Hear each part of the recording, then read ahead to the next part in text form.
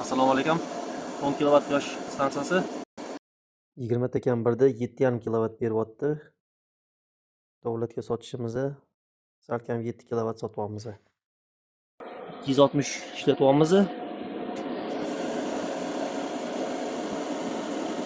7555, 7600 quyosh davomimiz.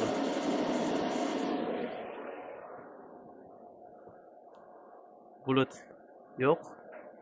Nomiga tuman. Mana soya bilan farqi. Soya bilan quyoshcha. Soatimiz 1 bo'ldi.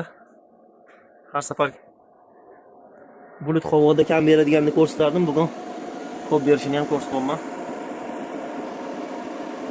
300 watt ishlatyapman. Akkumulyator to'la.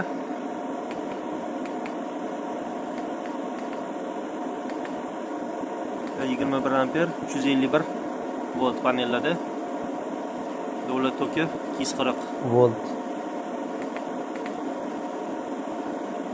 7700 gacha chiqyapti.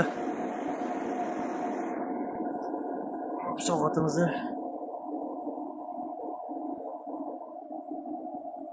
3 ekan 1 ekan. 7700 ga chiqdi. Shu holatda sotiladigani 7050 sotyapti.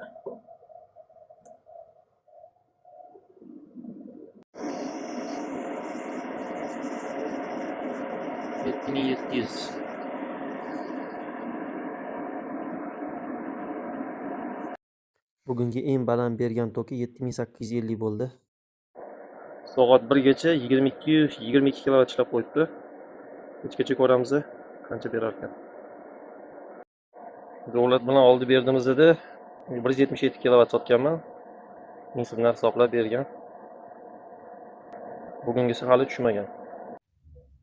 Bugun kuni bilan 45600 watt berdi. Bu oyga 409 kilovat berdi.